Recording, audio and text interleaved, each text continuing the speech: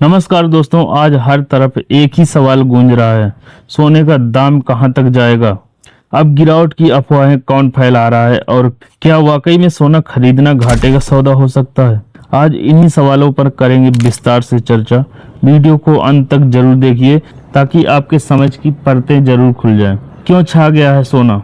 देश में जब भी अनिश्चितता बढ़ती है, चुनाव, महंगाई, विदेशी पॉलिटिक्स, डॉलर में उछाल, लोग सबसे सुरक्षित पनाह मतलब गोल्ड में भागते हैं। अभी डॉलर कमजोर है, ट्रंप और टैरिफ के गेम का असर दिख रहा है।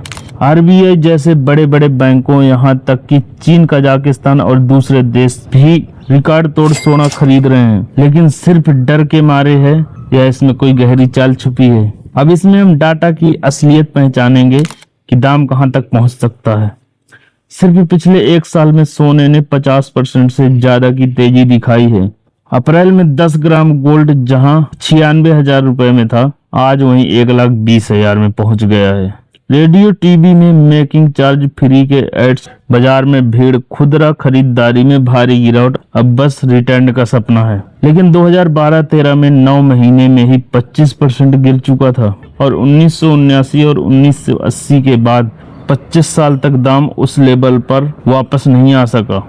और याद रखिए, दुनिया में निकाला गया सारा गोल्ड अगर मेज पर रख दें तो बस 22 मीटर की क्यूब बनेगी, यानी सप्लाई बेहद लिमिटेड है। भारत में गोल्ड सिर्फ निवेश नहीं, शादी, दहेज, संस्कार की शान, यहाँ तक कि लोग दिल और इमोशन से गोल्ड खरीदते हैं। क्योंकि सेंट्रल बैंक खत्म हो सकता है, डॉलर का अंत हो सकता है, लेकिन दहेज बंद नहीं होगा।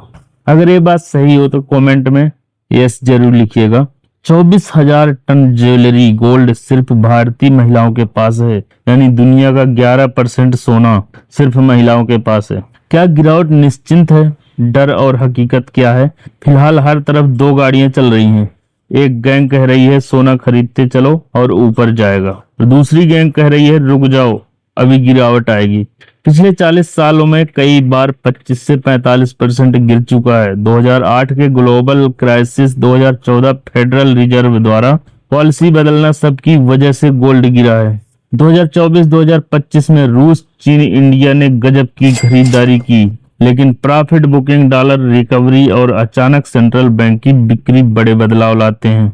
आम आदमी फायदे में जाएगा या फिर फियर ऑफ मिसिंग आउट में जाएगा? अखबारों में तो छप गया दिवाली पर 45 टन रिकॉर्ड बिक्री होगी, पर हकीकत पैसा ही नहीं बचा।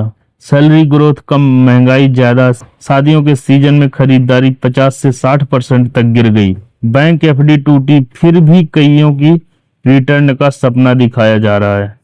अब हम इसमें आपके अंदर ये मोटिवेशन देंगे कि सोना को किसी ने पार्क कर रखा है या फिर रियलिटी क्या है।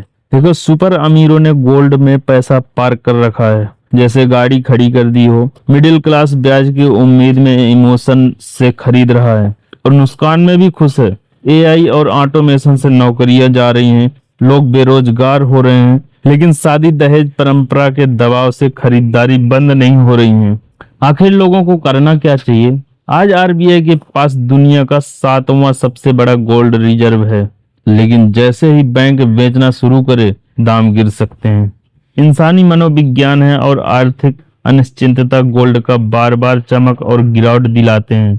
कोई भविष्यवाणी नहीं कर सकता, सब अनुमान है, क्योंकि जब तक आरबीआई अपना गोल्ड बेचेगा नहीं तब तक इसको गिरना नहीं है। मेन डिपेंडेंट आरबीआई पर है।